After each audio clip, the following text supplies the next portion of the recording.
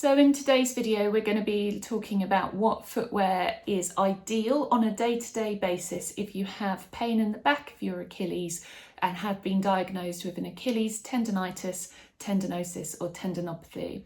We're also going to be having a look at what footwear may not be a great idea, and then how we can modify the footwear that we do have or we have to wear if we're dictated about what footwear we wear for things like work or school, etc.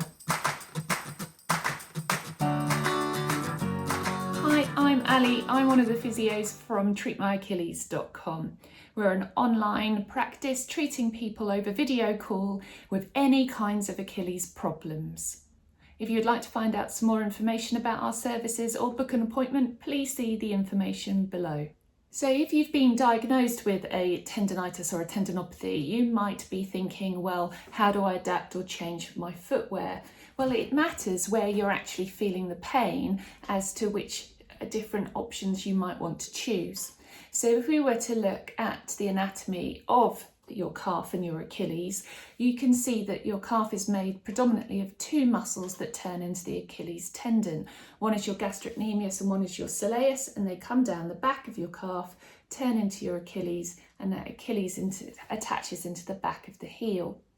So where it attaches into the back of the heel, it is more likely to be put under tension or stress if we're in a flatter shoe position, and it is likely to be more happier regardless of where you get your pain in that Achilles, higher up, in the middle, right down the bottom, if you have an ever so higher heel to toe drop in your shoe. Now, typical shoes that have that already are normal sorts of running trainers, or any kind of trainers you might use for exercise. If you have pairs of shoes like that already, wearing those most days, if you can, is fantastic. If you're thinking, oh, I need to wear smarter shoes, for example, you're working in an office environment or going to do presentations, you might want to consider only wearing those flatter shoes or smarter shoes as you're needing to wear them. So for that presentation, for that meeting, and commute, wearing those shoes with that higher heel to toe drop. So when we have a higher heel to toe drop, we offload that Achilles tendon. So we give it a little bit of a rest. It's not perfect by any stretch of the imagination, so we're still going to be using it. So we then need to have a look at other things that might help settle down pain, and they would be the articles that we have on relative rest. So relative rest means avoiding the most aggravating factors, and also then in addition to this, we'd need to be looking at a progressive strengthening program. So these are to be run alongside adapting your footwear.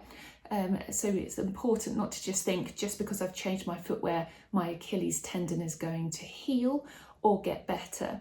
What it's actually doing is just like reducing pressure off a bruise. So if you imagine where that Achilles is irritated, it's like a bruise that's been going on for a while. The more we aggravate it, is like pressing on that bruise, and therefore if we were to offload it, we're going to calm it down, make it feel better, and then we're able to do more to help our Achilles tendon.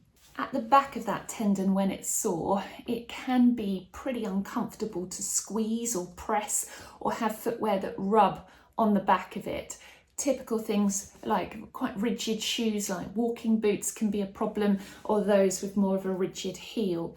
So if you find that you also have problems where that's pressing on that area, and this can typically be also near that lower area, so the insertion where it comes and attaches into that bone.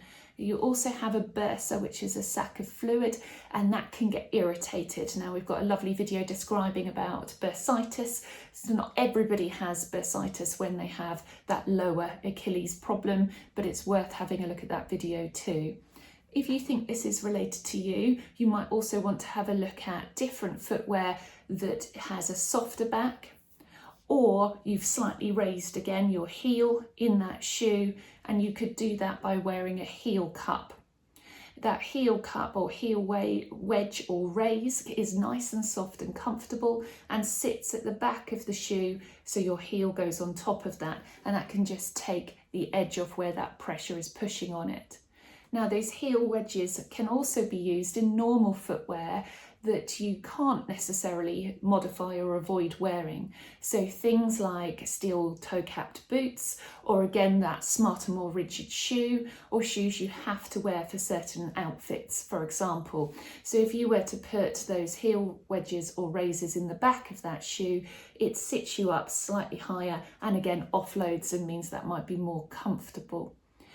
Other things I've had people say is wearing, if you particularly sore at the bottom of that insertion again or over that bursa, wearing shoes that are like sandals that are comfortable where your foot's supported. They're not gripping like flip-flops, but they're in a sandal with straps, and one of those straps is above that area. So again, no direct pressure onto that part, which could rub or irritate. And again, use that like the pressing on a bruise analogy. If it's sore, why do we keep pressing on it? If we keep doing that, we're not really expecting it to start to feel more comfortable.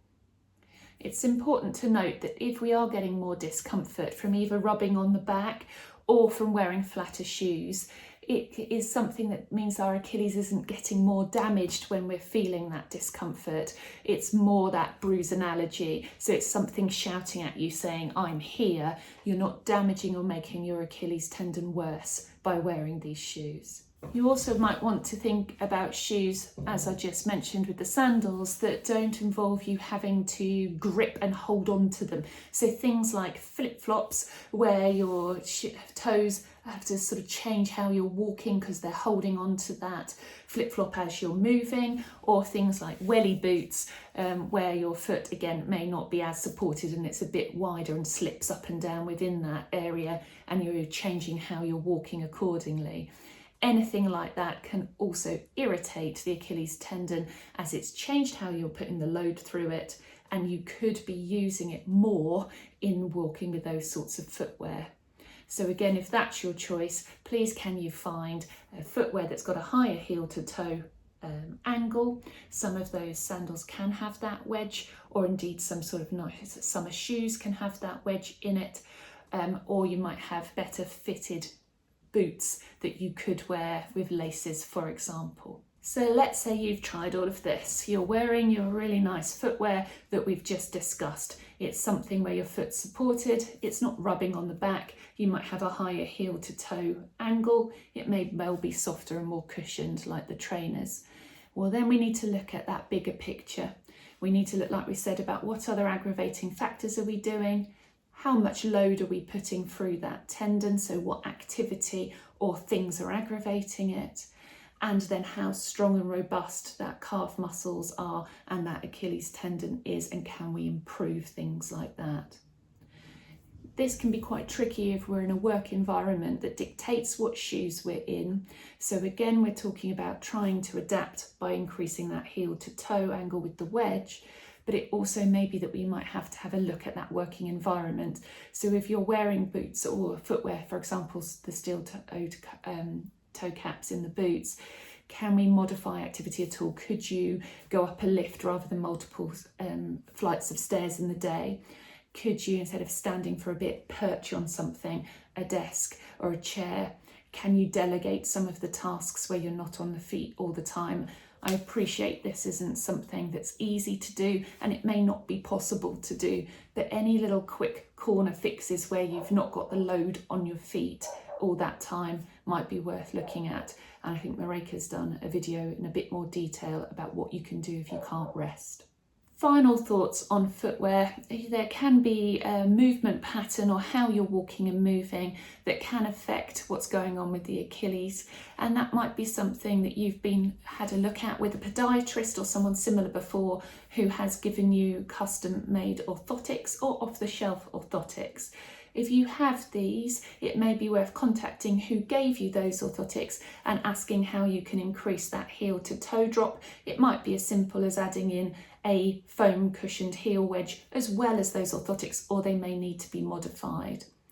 If you're getting orthotics like this for the first time, it's also worth following the advice of the person that's prescribed them, and they tend to give you a way of building up the period of time that you're using those orthotics, so you only use them for short periods of the time of the day, and then you might increase that period of time. You're then more likely to find them comfortable and then use them longer term and notice the benefit. So in summary, we're looking at how can we offload the Achilles tendon if it's pretty sore whilst walking, standing, or wearing different footwear. Some of the ways to do that are by wearing footwear that's already got a higher heel to toe drop. It could also be by adding a heel wedge or heel cup that's in the back of that to raise that angle. It may be looking at how tight the back of the heel is or whether that rubs directly onto the Achilles tendon, and can you alter your footwear at the moment to avoid that, or wear things like a sandal with a back strap that doesn't put pressure directly on, particularly if you have pain at the bottom, the insertional part of that Achilles. If you can't change your footwear for any reason, can you adapt it? Can you put those heel wedges in? Can you have a look at relative rest? So things like we're saying about modifying your activity. And then looking to try and avoid footwear changes like flip-flops or welly boots, where that might change how you're walking or how you're moving. And finally, if you have custom-made orthotics or orthotics that's been prescribed to you, it may be worth discussing with the person that prescribed those how you could help modify those for that higher heel to toe drop or any other suggestions they may have. Thanks for listening.